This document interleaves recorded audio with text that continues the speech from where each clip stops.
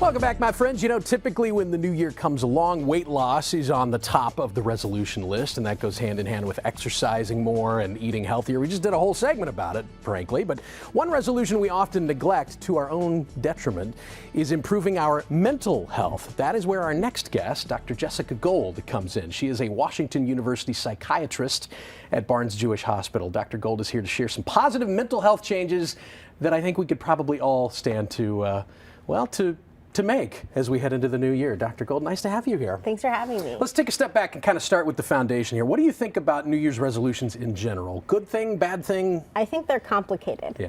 I think that we spend a lot of time just hoping that we can start fresh, and there's this whole thing called the fresh start effect where it's actually good to do that. It gives us a goal, it gives us a date, it gives us a time to have goals, but I think it kind of like puts a lot of pressure on us. Right, sure. And we then think we fail if we don't get them. So I think there's a way to have resolutions without putting so much pressure on yourself. It's nice to come up with things you want to be doing, reflect on what you want to do in the future, but without putting that pressure that it's like an all or nothing game. Yeah, because it's so easy to just get so down on yourself so quickly into the month of January and February if things don't go exactly according to your plan. For sure. So let's talk about some mental health type resolutions that we might make. What's a good place to start? Yeah, so I mean, you mentioned things like eating well and sleep. I think both of those things are very much related to your mental health, but as a doctor person, people usually hate when I tell them to eat well and sleep. So I think things like thinking about how to prioritize yourself, right. Like I think we're not very good at that. We tend to prioritize other people, especially over the holidays.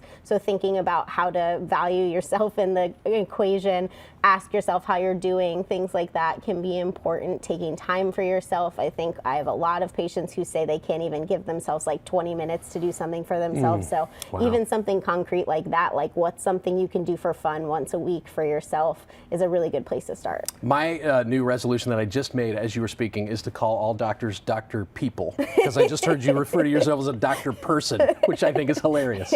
So we often hear, you know, when it comes to improving our own mental well-being, we hear about not necessarily severing, but trying to minimize contact with toxic people in our lives or toxic influences in our lives. How do you go about doing that? Where does the rubber meet the road? Sure. Holidays is a really hard time for that. So we're always around like people that stress us out. Family can stress us out. Sometimes we don't get a choice of who we're hanging out with in the holidays. So I think it's just really important to realize that other people influence our mental health in really significant ways. And so when you're trying to make decisions about cutting people out, that sounds very harsh and it's very hard to do. Yeah. So I think you have to think, how is this person affecting me? Can I start with something smaller, like not having conversations about certain topics? Can we start there? If that doesn't work, taking the time for you and realizing it's not your fault you're making the boundary, that you're doing that for yourself, and maybe things will change in the future, but people tend to blame themselves for having to make decisions like that, and it's kind of unfortunate because it's really in prioritizing yourself you're doing that. Isn't that a bizarre catch-22? Yeah, we're trying to do something to improve ourselves, but the reality is it's very difficult. Last thing I'll ask, just because so many people in this building deal with it, work-life balance. We talk a lot about it. Is it really attainable, and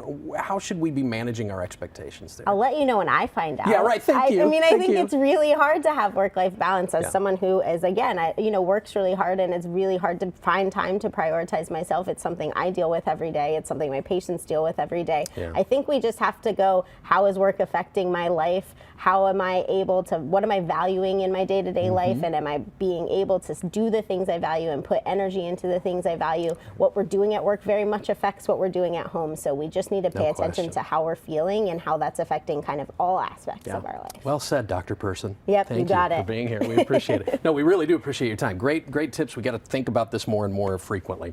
We're going to post this segment, by the way, right after the show at KMOV.com/greatday. That's good stuff. We get so busy, so overwhelmed with thinking about others and all these different things. We got to think about ourselves.